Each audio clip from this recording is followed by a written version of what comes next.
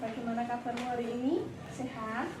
Ya, bukan. Selamat pagi, Pak Alik. Tadi Mas Tristan pada waktu kita berdoa itu kok bukan suara berisik itu, kira-kira Mas Tristan tahu enggak ya? Ya, Bu, saya tahu. Tadi saya melempar bola kertas ke arah Daniel dan Daniel dilempar balik ke saya, Bu. Nah, apa Mas Tristan tahu yang dilakukan Mas Tristan itu ternyata bisa mengganggu teman sekelas yang Tristan, tahukah kamu bahwa yang kamu lakukan tadi dengan Mas Daniel kepada Mas Daniel itu ternyata sudah melanggar keyakinan yang ada di kelas kita. Ya, Bu, saya minta maaf sudah membuat kelas tidak nyaman dengan melempar bola kertas pada Daniel. Lantas, sekarang apa yang akan dilakukan oleh Mas Tristan selanjutnya? Saya berjanji tidak akan membuat kegaduhan di kelas, Bu. Dan tidak mengganggu teman-teman pada waktu belajar atau berada.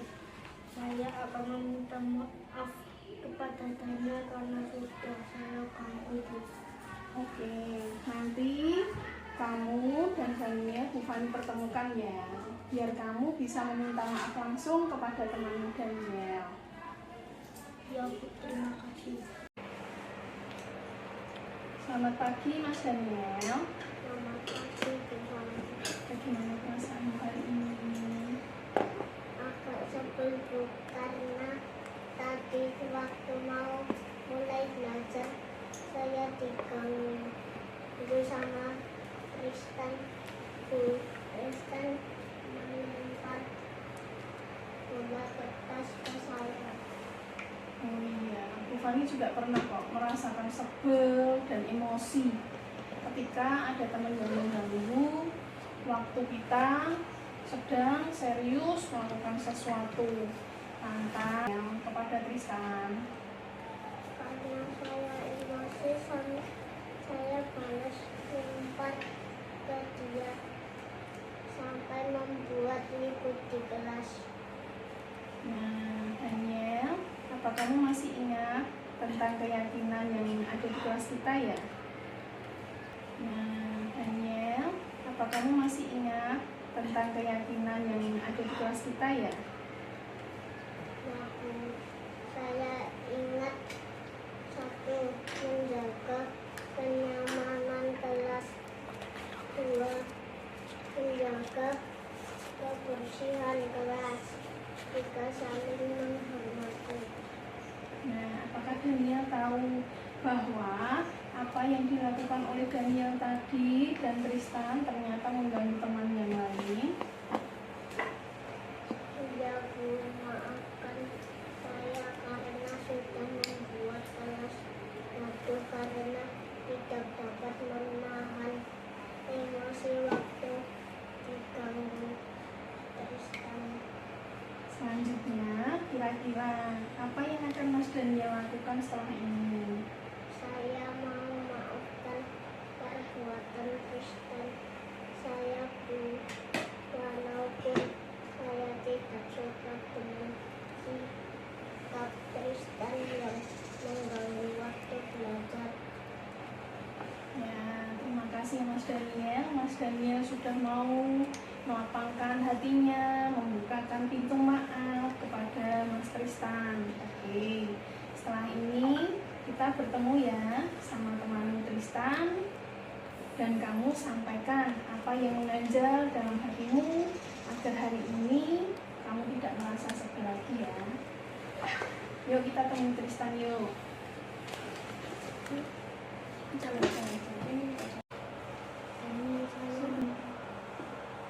Ayo, sini Mas. Saya minta maaf kelakuan saya pas di kelas. Ya, Saya maafkan.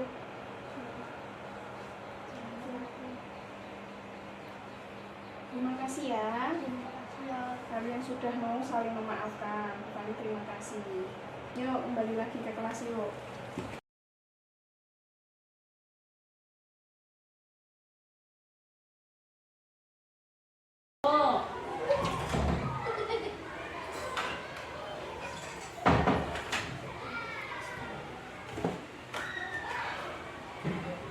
Selamat siang, Mikaela. Gimana kabarmu? Selamat siang, Bu Fani. Baik, Bu. Mikaela, tahukah kamu kenapa Bu Fani hari ini memanggilmu di sini? Iya, Bu, saya tahu. Tapi saya ketiduran di kelas waktu pelajaran kami. Sekarang bagaimana? Sudah enakan belum? Tadi kan kebangun gara-gara kedengar suara Bu Fani manggil ya, Mikaela, waktu pelajaran, atau masih pusing? Iya, Bu, saya keingetan sekarang. Coba jelaskan kepada Bu Fani tadi alasan Mikaela ketiduran waktu di kelas apa? Saya capek, Bu.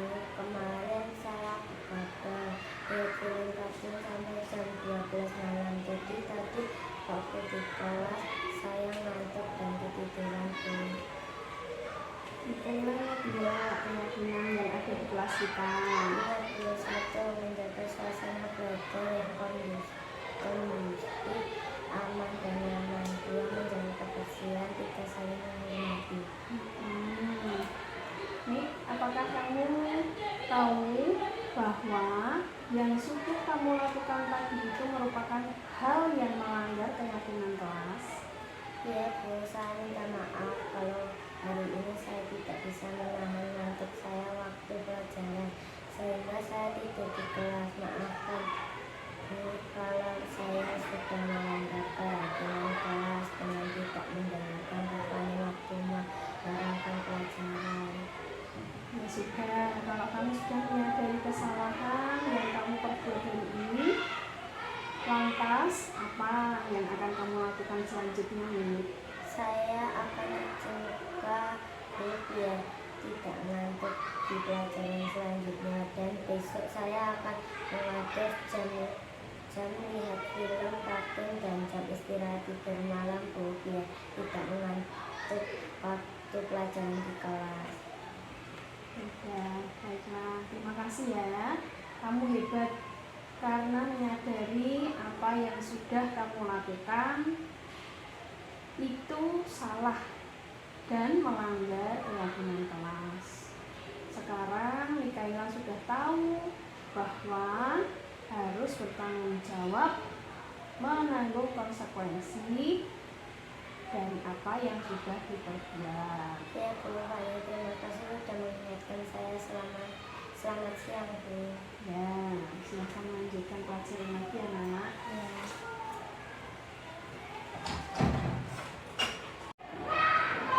Nama saya Mikaela, saya kelas 4 SD Negeri Purwodiningrat. Saya berterima kasih kepada Bu Fani yang sudah menerapkan segitiga restitusi dalam pembimbingan saya, sehingga permasalahan saya dapat terselesaikan dengan baik. Saya jadi menyadari apa yang saya lakukan salah dan melanggar keyakinan kelas, karena sikap tidak hormat kepada Bu Guru, tidak mendengarkan pelajaran, malah tidur di kelas. Terima kasih Bu Fani untuk membimbingannya. Kita semua, yaitu untuk melaksanakan tugas aksi nyata Komisi 1.4, yaitu diseminasi budaya positif, menyebarkan pemahaman budaya positif bagi rekan sejawat. Yang sebelumnya kita awali dengan berdoa, yaitu dipimpin oleh Pak Mo. Dipersilakan. Terima kasih. Mari Bapak Ibu semuanya, agar acara diseminasi budaya positif dilakukan oleh Ibu Siti Panitia Ayu ketika pendidikan yang berasal dari Tuhan Yang Maha Kuasa. Mari kita berdoa terlebih dahulu. Doa menurut agama dan budaya masing-masing. Berdoa menurut.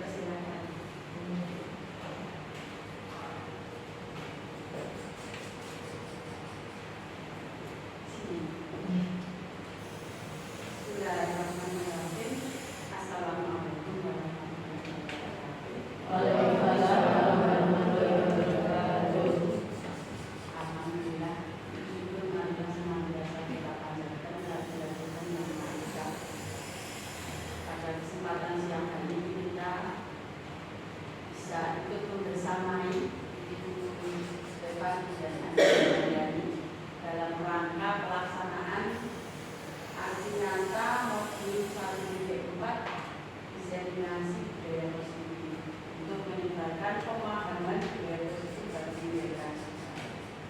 Karena itu, marilah teman kita, Ibu Stefani dan Ayu, kita sungguh kita bantu untuk segala tugas-tugasnya dalam mengikuti proses paling bergerak. Semoga untuk tugas-tugasnya bisa terlaksana dengan lancar dan kita menjadi salah satu bagian dari keberhasilan Ibu Stefani dan Ayana Nandari. Semoga nanti pada akhir kegiatan lulus menjadi penggerak dan bisa membawa sekolah kita menjadi lebih maju lagi. Sama-sama kita membawa sekolah kita untuk menjadi lebih baik. Mari ya, mari Ibu Bapak kita sembuyung bersama, kita bantu bersama teman kita yang sekarang sedang menuntut ilmu dan kita juga ikut menyerap ilmunya. Jadi bukan hanya Ibu Ayu yang mendapatkan ilmu, kita juga akan mendapatkan limpahan ilmunya juga. Jadi utamanya untuk teman-teman yang mungkin pada kesempatan yang akan datang bisa mengikuti program penggerak juga, nanti ini juga sebagai gambaran. Mungkin dari saya demikian saja, nanti bisa segera dilaksanakan untuk koordinasinya dan kita sembunyi bareng-bareng kita ikut berpartisipasi dalam kegiatan yang dilaksanakan tersebut. Terima kasih. Wassalamualaikum warahmatullahi wabarakatuh. Waalaikumsalam warahmatullahi wabarakatuh. Saya kembalikan. Terima kasih Bu Triwani atas sambutannya. Acara berikutnya adalah masuk ke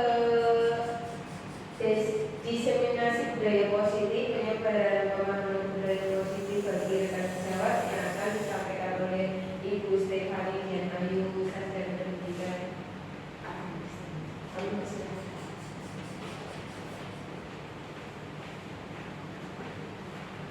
Terima kasih untuk waktunya dan terima kasih untuk dukungannya Bapak Ibu.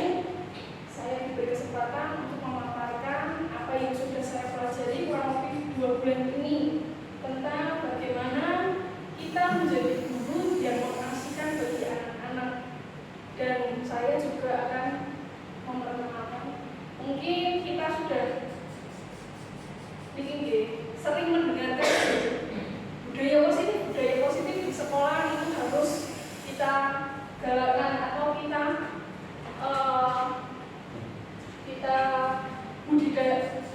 budidayakan dalam lingkungan sekolah kita. Budaya positif itu apa saja? Mari kita budaya positif itu merupakan nilai-nilai, keyakinan-keyakinan dan kebiasaan-kebiasaan di sekolah yang berpihak pada murid agar murid dapat berkembang menjadi pribadi yang kritis, penuh hormat dan bertanggung jawab tentunya.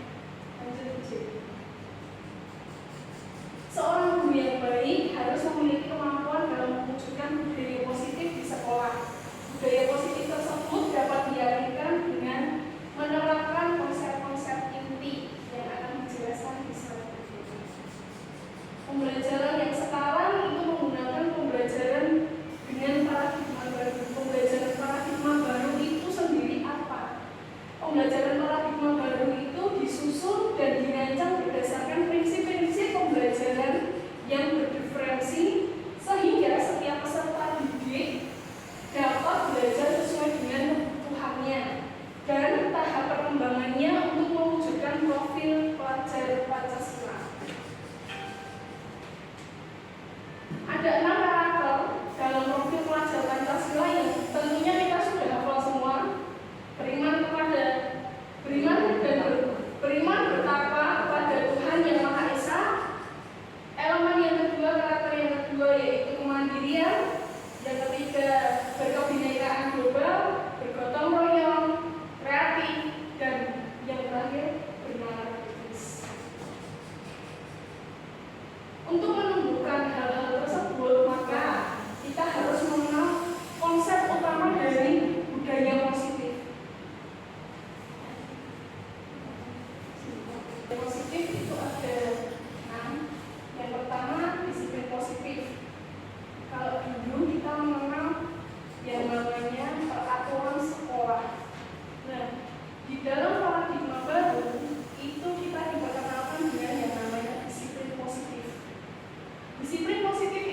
kita karena ada pengaruh-pengaruh lainnya, yaitu motivasi perilaku manusia, kemudian keyakinan sekolah atau keyakinan kelas, yang mungkin kita sudah familiar dengan kesepakatan kelas. Kemudian ada kebutuhan dasar manusia yang harus terpenuhi, dan posisi kontrol restitusi juga segitiga restitusi. Lanjutkan. Disiplin positif itu sendiri merupakan suatu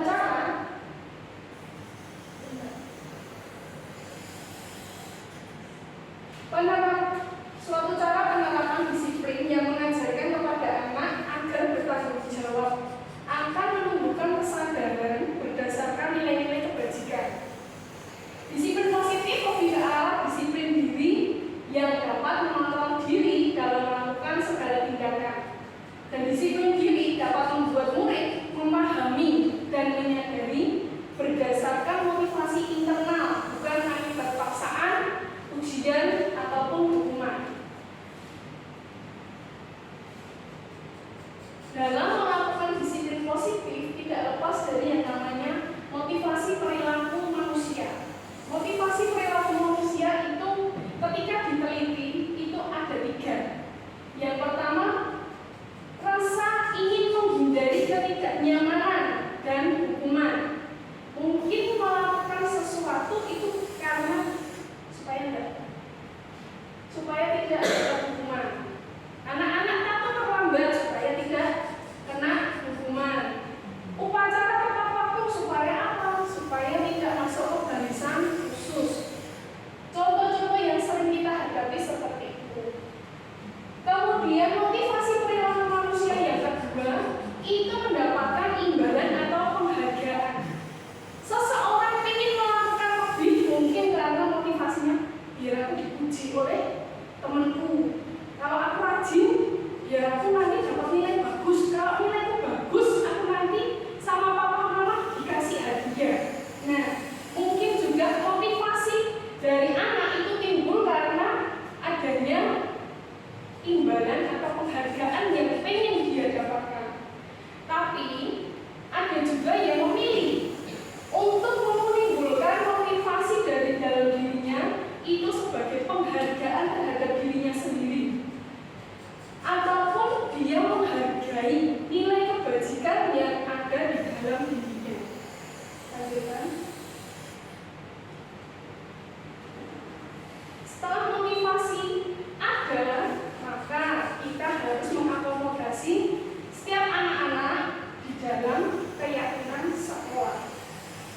Kalau dulu kita kenal yang namanya peraturan sekolah, tapi kalau sekarang di dalam paradigma baru, bagaimana kita dapat mengakomodir, bagaimana kita dapat menampung ide dari anak-anak untuk mereka supaya merasa nyaman di dalam belajar di kelas kita, itu kita harus bisa menyiapkan yang namanya keyakinan kelas. Kita memberikan anak-anak ruang untuk mencurahkan apa yang menjadi keluh kesahnya mungkin. Kalau dulu kita merasa sekolah itu berat, sekolah itu capek, dengan paradigma yang baru, bagaimana sekolah harus mengakomodir diferensiasi anak-anak, perbedaan yang ada di dalam diri anak-anak bisa kita layani dengan baik, maka kita perlu membuat yang namanya keyakinan sekolah atau keyakinan kelas.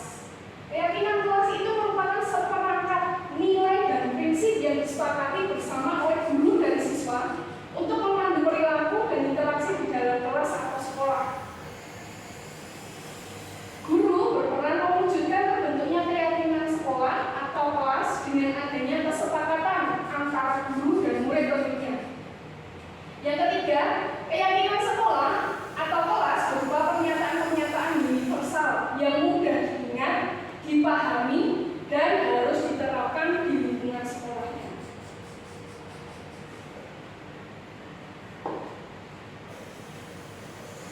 Dalam budaya positif dan disiplin positif, kita harus mengingat ketika seorang murid melakukan suatu perbuatan yang bertentangan dengan nilai-nilai kebajikan sebenarnya dikarenakan mereka gagal dalam memenuhi kebutuhan dasarnya. Kita harus mengetahui juga kebutuhan dasar manusia itu terdiri dari 5 hal yang harus dipenuhi semuanya. Kebutuhan dasar manusia yang pertama itu tentang bagaimana manusia itu bertahan hidup, mempertahankan apa yang menjadi hak hidupnya. Yang kedua, kebutuhan dasar pemenuhan kasih sayang dan merasa diterima di lingkungan dimanapun ia berada. Yang ketiga, kebutuhan dasar tentang penguasaan, diakui apa yang menjadi keahliannya, juga kebebasan dan kesenangan.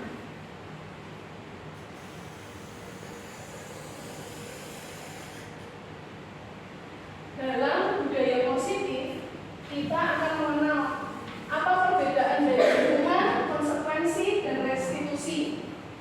Bagaimana pengaruh dari hukuman yang kita berikan, konsekuensi yang kita berikan, dan juga restitusi yang kita berikan. Hal ini akan membentuk identitas kepada diri anak-anak, mau menjadi identitas yang gagal atau identitas yang berhasil. Kalau di sini dijelaskan, yang namanya hukuman itu biasanya bersifat tiba-tiba, tidak terencana, diberikan kepada anak yang melanggar peraturan. Dasar awalnya adalah peraturan. Dan hukuman memiliki ciri-ciri ketika diberikan itu akan memberikan rasa sakit, rasa menyudutkan, sehingga banyak hal-hal negatif yang akan muncul di dalam diri anak tersebut. Contohnya, ketika ada anak datang terlambat, terus bapak ibu guru menghukum anak itu untuk lari keliling lapangan. Padahal ini bukan di jam olahraganya si anak. Berarti hal tersebut termasuk di dalam hukuman. Tetapi kalau ini diberlakukan untuk keyakinan kelas atau keyakinan sekolah di jam pelajaran olahraga yang menjadi konsekuensi bersama bila seorang anak terlambat, maka anak tersebut harus lari keliling lapangan dengan alasan pemanasan sebelum mengikuti pelajaran olahraga. Nah, dari hukuman, konsekuensi, dan restitusi akan memunculkan identitas gagal atau identitas yang sukses. Kalau konsekuensi itu hal yang dilakukan dengan perencanaan. Kalau hukuman tadi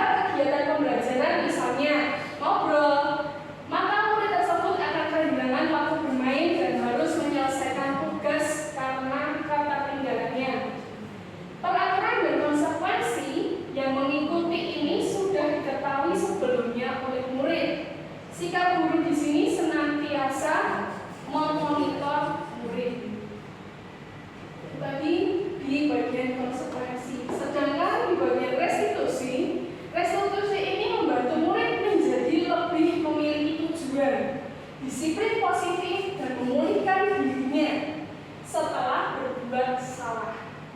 Penekanannya bukan pada bagaimana berperilaku untuk menyenangkan orang lain atau menghindari ketidaknyamanan. Namun tujuannya adalah menjadi orang yang menghargai nilai-nilai kebijakan yang mereka percayai. Restitusi bukan untuk menebus kesalahan, namun untuk belajar dari kesalahan. Restitusi itu memperbaiki hubungan, dan juga restitusi adalah tawaran bukan paksaan.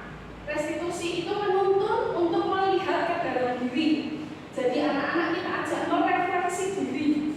Kesalahan apa yang sudah dilakukan, apa yang harus diperbaiki, dan bagaimana cara memperbaikinya. Restitusi mencari kebutuhan dasar yang mendasari tindakan. Kalau mereka berbuat sesuatu yang salah, pasti mereka punya alasan tertentu. Dari 5 kebutuhan tadi, kebutuhan apa yang sebenarnya sedang mereka cari sehingga mereka melakukan tindakan yang salah. Dan di dalam restitusi ini kita mengajak anak-anak untuk mencari bagaimana cara memenuhi kebutuhan dasar mereka. Kemudian restitusi adalah cara yang paling baik. Restitusi fokus pada karakter bukan tindakan. Dan restitusi itu menguatkan karakter positif di dalam diri anak tersebut. Nah, di dalam restitusi itu ada 5 kontrol guru. 5 kontrol guru itu yang pertama, guru sebagai penghukum. Seperti tadi, ketika anak datang, gurunya masih langsung cepat, entah dengan bahasa tubuh yang malakre, entah dengan penung yang diacungkan. Nah, itu akan membuat anak langsung ketakutan gitu. Melihat gurunya sebagai penghukum, belum dia apa-apa sebenarnya deh, tapi karena gurunya sudah dengan ekspresi, anaknya sudah ketakutan. Aku habis ini pasti akan mendapat sesuatu hukuman yang menimbulkan anak mungkin tidak nyaman. Yang kedua, posisi guru sebagai pembuat merasa bersalah. Mungkin ngomongnya tidak wah ya, tapi Bapak Ibu guru ya gimana ya, kalau terlambat ya jadi nggak iso. Nah, ketika kita sebagai Bapak Ibu guru mungkin dengan bahasa yang santun, tapi itu membuat si anak menjadi tertuduh.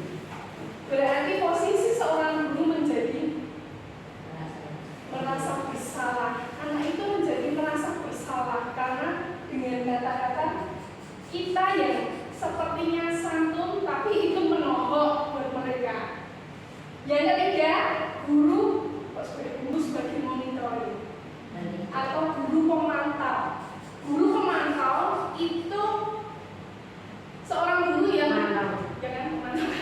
seorang guru yang memantau apapun kesalahan anaknya hanya dipantau, tidak disadarkan bagaimana harus melakukan apa yang benar. Guru hanya memantau saja. Dan yang keempat, guru sebagai teman. Bagaimana seorang guru itu menjadi tempat curhat, tempat anak ini berkeluh kesah. Dan mungkin di dalam kontrol guru sebagai teman ini akan ada plus dan minusnya di dalam, terutama bersopan santun. Kalau anak-anak, terutama di anak-anak tingkat sekolah dasar, menjadikan gurunya sebagai teman, mungkin saya rasa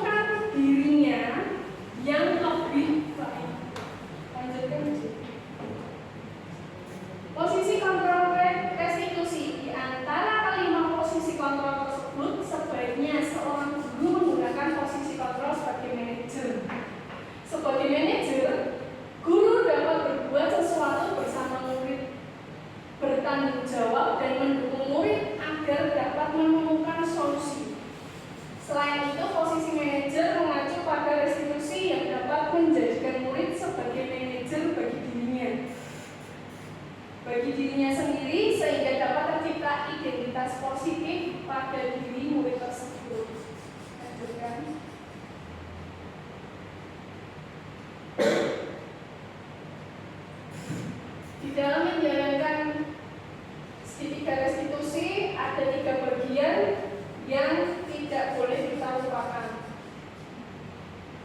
Dari yang pertama, ketika kita menemukan anak yang melakukan pelanggaran atau perbuatan yang menyimpang dari keyakinan yang sudah disepakati bersama, langkah pertama itu adalah menstabilkan identitas. Ketika anak melakukan pelanggaran, kita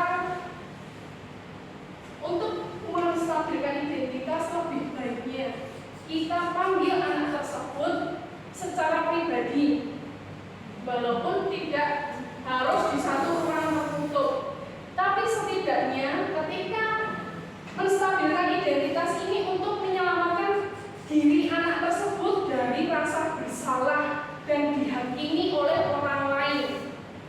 Karena restitusi ini itu untuk melindungi bukan melindungi tanda kutip meniadakan kesalahan tersebut, tidak, tapi untuk melindungi diri yang bersalah supaya dia belajar merefleksi dirinya, mengerti apa yang dia lakukan itu merupakan kesalahan, sehingga dia menyadari dan mencari tindakan untuk memperbaiki apa yang menjadi kesalahannya. Setiap orang pasti pernah melakukan kesalahan. Kamu bukan satu-satunya yang pernah melakukan ini. Ini adalah pernyataan yang dapat kita ajukan kepada anak yang berbuat salah untuk di tahap menstabilkan identitas. Yang kedua, itu ada validasi tindakan yang salah. Semua perilaku memiliki dasar. Setiap perilaku itu memiliki dasar, dan bisa kita menggunakan kata kamu tentu punya alasan mengapa melakukan hal tersebut. Dan yang ketiga, menanyakan keyakinan. Bagaimana anak tersebut meyakini dan mempercayai apa yang sudah menjadi kesepakatan bersama. Menstabilkan identitas dilakukan berdasarkan prinsip bahwa membuat kesalahan adalah bagian dari proses belajar yang nantinya akan menggeser identitas gagal ke arah identitas sukses. Contoh kalimat yang dapat diajukan ketika bertemu dengan murid yang melakukan pelanggaran terhadap keyakinan kelas atau sekolah. Itu misalkan, berbuat salah itu hal yang manusiawi kok. Tidak ada manusia yang sempurna.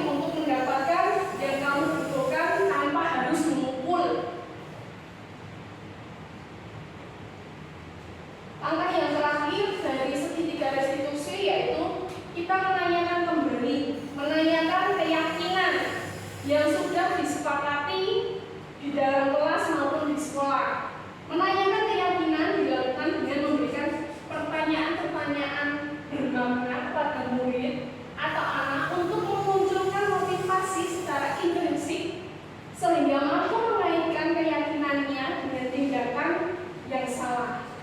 Contoh kalimat yang dapat diajukan itu, apa nilai yang kita percaya di sekolah? Kemudian nilai-nilai yang kita sepakati apa ya? Bisa kita tanyakan ulang kepada anak tersebut. Apakah masih meyakini? Apakah masih mengingat? Mungkin untuk mengingat kadang anak-anak lupa. Nah, ini kita tanyakan kepada mereka. Bisa juga dengan kelas yang ideal itu seperti apa yang menurut kamu ya? Kemudian kamu ingin menjadi anak yang seperti apa? Apa yang kamu rasakan ketika kamu melakukan itu? Kamu menjadi orang yang seperti apa?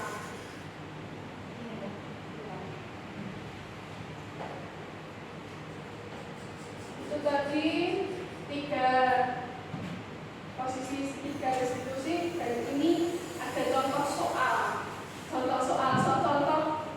Contoh real yang mungkin pernah kita lakukan atau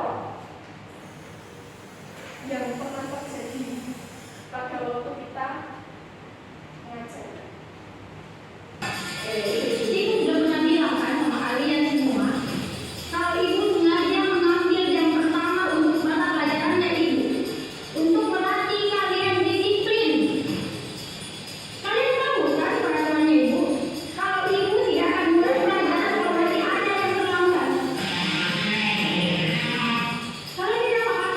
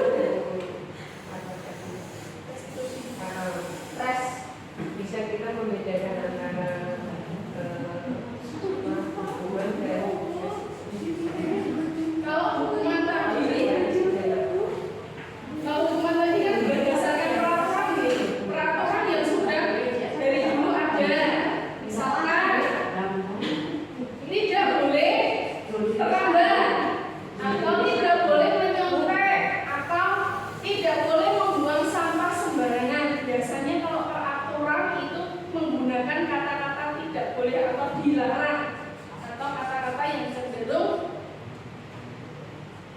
tidak positif.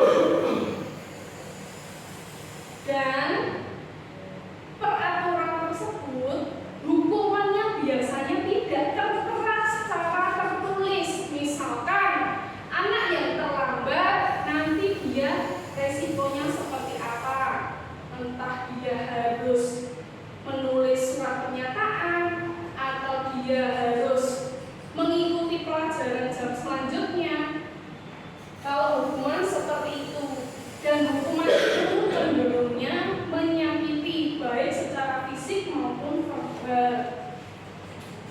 Kalau konsekuensi ada kesepakatan terlebih dahulu, tapi biasanya kalau konsekuensi ya tetap sama, peraturan atau konsekuensi tersebut berdasarkan yang menetapkan itu Bapak Ibu guru.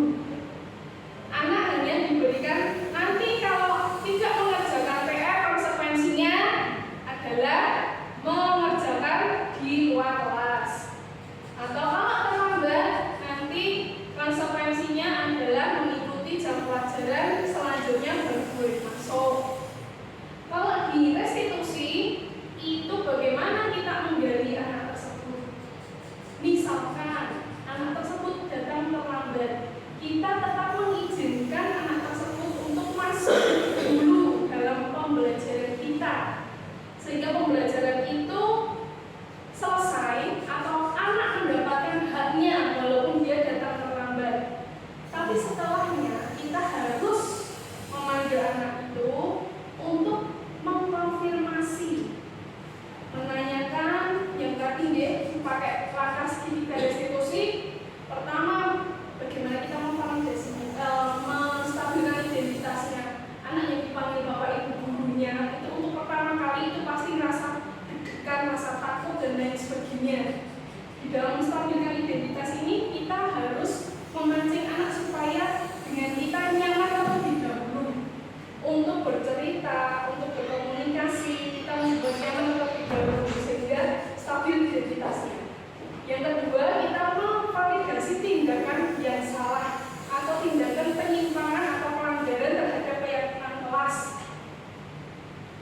Yang ketiga, bagaimana kita dapat menanyakan keyakinan, memancing anak tersebut berpikiran, menimbulkan kritis anak terhadap apa yang terjadi, apa yang dia lakukan itu adalah kesalahan, sehingga anak tersebut menyadari kesalahan yang dilakukan itu harus diperbaiki dan menemukan cara untuk memperbaiki. Mungkin yang bisa saya sampaikan seperti itu dulu.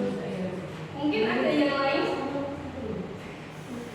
yang bertanya atau mau responi? Cara membuat kesepakatan kelas jadi tidak ada kalimat negatif, jadi hubungan jadi apa kesepakatan. Oh ya, cara dalam membuat kesepakatan kelas itu sebenarnya ada tahapannya. Tahapan pertama tentunya kita mengakomodasi bagaimana ide anak itu bisa tercurah. Tapi di dalam kesepakatan kelas ini kita harus menentukan hal-hal atau nilai-nilai yang positif. Tidak semua kita harus akomodasi. Misalkan anak-anak itu cenderungnya suka apa tuh Bapak Ibu? Bermain. Terus apa lagi? Istirahat jajan. Pokoknya yang menyenangkan istirahat jajan. Hal yang ini kadang anak itu berpikiran di luar pemikiran kita loh. Ide kreatif mereka itu keluarnya yang reno-reno. Dan tidak semua hal yang mereka ungkapkan itu semuanya baik. Pasti kan mereka cenderungnya hal-hal yang menyenangkan buat mereka. Main game Bu di kelas, mau tidur Bu di kelas, boleh makan Bu waktu pelajaran dan lain sebagainya. Hal itu berarti kan bukan budaya positif. Anak-anak kita arahkan bagaimana mereka mengkritisi, memunculkan ide kritis mereka untuk membangun budaya positif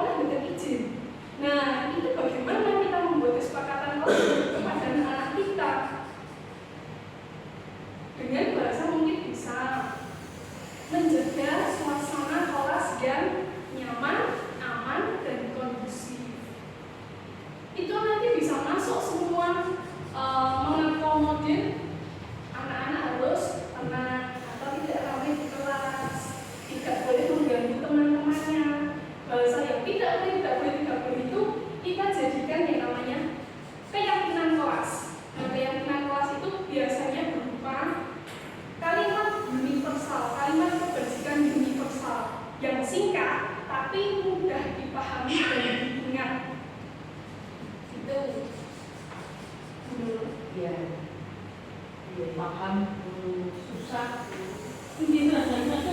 Tapi paham lah. Susah. Tapi Prakteknya kita yang mau belajar gitu. intinya kalimat negatif dihilangkan, Iya. jadi kalimat positif.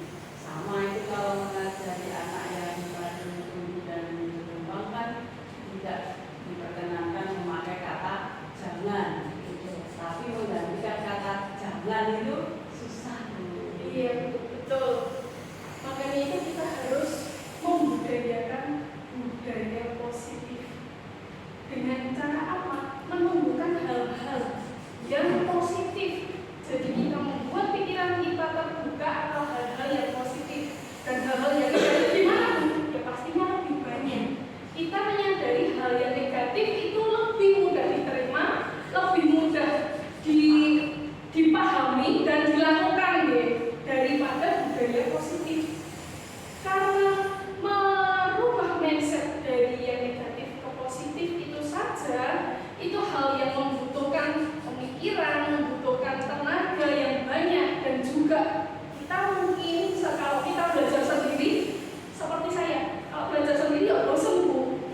Makanya itu kita perlu yang namanya berkolaborasi dengan teman-teman rekan-rekan kita yang lainnya. Bagaimana kita menciptakan keyakinan kelas, misalkan kalau kita terbatas bahasa kita sama seperti saya dalam bahasa, jujur saya saja saya sangat terbatas. Makanya ketika mau menulis surat saja pun saya pasti akan bertanya kepada orang lain, ini kalimatnya cocok atau tidak, sopan atau tidak, mudah dimengerti atau tidak. Nah, dari hal itu juga akan mengajari kepada anak-anak. Ketika kita mengajari tentunya itu tadi kita harus jadi contohnya terlebih dulu. Karena kalau di usia sekolah dasar saya pasti yakin anak-anak itu lebih banyak melihat kita daripada mendengarkan kita. Bu tuh komen-komen yo, kamu kok tuh bu nek aku telat. Bu, dan bu gue kan sekolah lho. Masa aku ya kalau terus. Nah, itu bagaimana kita menumbuhkan motivasi dalam dirinya. Mungkin kita tidak tahu anak itu beneran sakit atau tidak. Anak itu malas sekolah karena bosan dengan pelajarannya atau bosan dengan kita mungkin. Itu kita harus mencari tadi bagaimana kita menggali kebutuhan dasar apa yang harus kita penuhi untuk membuat anak tersebut menyadari dirinya berharga. Ketika anak tersebut menyadari dirinya berharga, dia akan menimbulkan sendiri motivasi belajar dalam dirinya. Oh, aku butuh belajar aku, sing butuh sekolah aku. Berarti nek aku tidak mengerjakan tugasnya dari bapak ibu guru, aku akan merasakan kerugian. Nah itu tadi tujuan kita membudayakan budaya positif di sekolah. Anak-anak memunculkan motivasi intrinsiknya bertanggung jawab atas apa yang dia lakukan. Ada yang lain? Kalau kita menahan emosi dari anak yang kurang berkesepakatan lagi, jadi kita bisa Yang luar biasa. Bagaimana kita harus menahan emosi kita gitu. Karena kita kembali lagi, kalau saya belajar kemarin di modul 1.1 saya itu tentang filosofi Ki Hajar Dewantara. Seorang guru itu adalah fasilitator yang menuntun tumbuh kembangnya anak. Jadi menurut saya ketika kita ini kan lebih dewasa daripada anak-anak, emosi itu memang wajar, hal manusiawi. Kalau kita tahu anak kita ini kayaknya ya ampun dia anak apa-apa, nah itu mesti secara manusiawi kita tetap merasakan.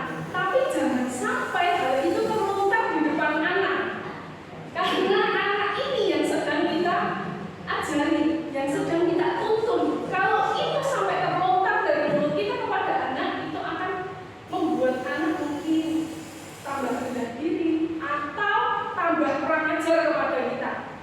Guru kayak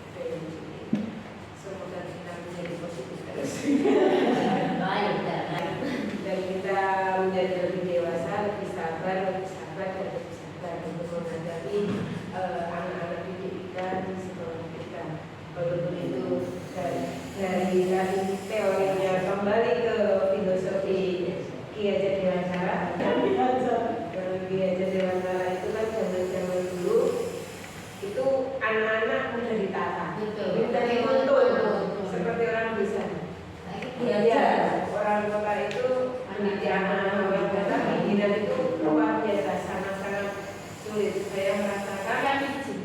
dalam Yang biji.